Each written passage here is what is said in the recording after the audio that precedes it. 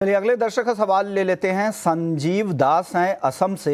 Tata Motors के 19 share है इनके पास 804 के भाव पे। टाटा मोटर्स जुलाई अगस्त के बाद उस तरह की तेजी नहीं आई थी, बीच में हालांकि थोड़ी रिकवरी की कोशिश थी, लेकिन अभी भी वो जो हाई हमने देखा था उससे काफ़ी दूर है। विनोद जी आप बताइए क्या करना चाहिए। 717 करंट भाव है, इनका खरीद भाव है 804 का। इनको नुकसान हो रहा है, रुके टाटा मोटर्स में?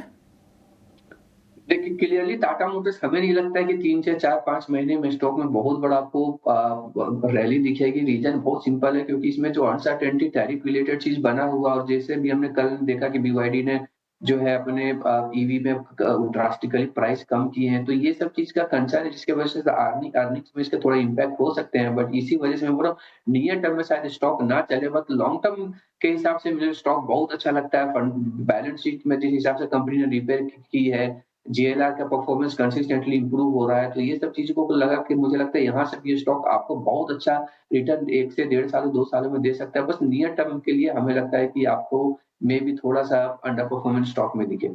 ओके, तो नियर टर्म में अंडर परफॉर्मेंस दिखेगा। अगर आपका लंबी अवधि का नजरिया है तब बने रह सकते हैं, ये सलाह यहाँ पर आ रही है विनोद जी की तरफ से। अगले दर्शक है सदानंद है, भारत इलेक्ट्रॉनिक्स के। बीईएल के इनके पास 225 शेयर है 354 के भाव पे। अच्छा फायदा हो रहा है इनको, और एक महीने में देखें, मई महीने में ही अगर आप देखें तो 25 से 30% तक की तेजी इस शेयर में आई है। बीईएल सर डिफेंस का एक ऐसा प्ले है जहां पर लगातार तेजी मई के महीने में हमने देखा है। क्या ये तेजी आगे भी कंटिन्यू होगी अमरदेव जी? तो देखिए ओवरऑल मैं ये जरूर कहूंगा कि जो अभी रिसेंट इंडिया पाक जो इसे वॉर ही कह सकते हैं, तो जो वॉर हुआ उसमें जिस तरह से इंडियन डिफेंस कंपनीज की परफॉर्मेंस दिखी है, तो कहीं ना कहीं उनको इससे पॉजिटिव फिलिप तो जरूर मिला है। हालांकि ये जरूर है कि काफी जो स्टॉक्स हैं they are trading quite expensive valuations पे ट्रेड कर रहे हैं।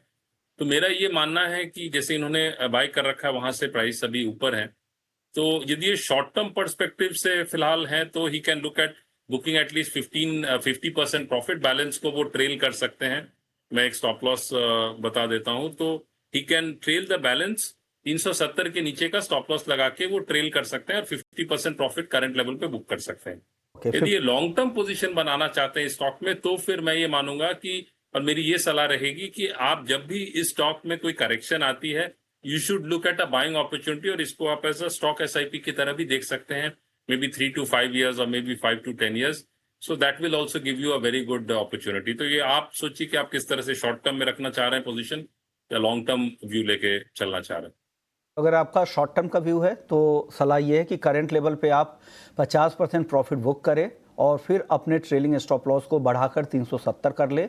अगर लंबी अवधि का नज़रिया है तो यहाँ पर डिप में जब भी आपको गिरावट दिखे इस शेयर में तो खरीदे, और फिर वहाँ से 3 से 5 साल का भी नज़रिया, 10 साल का भी नज़रिया रख सकते हैं। तो लॉन्ग टर्म प्ले भी ये स्टॉक नज़र आ रहा है अमरदेव जी को।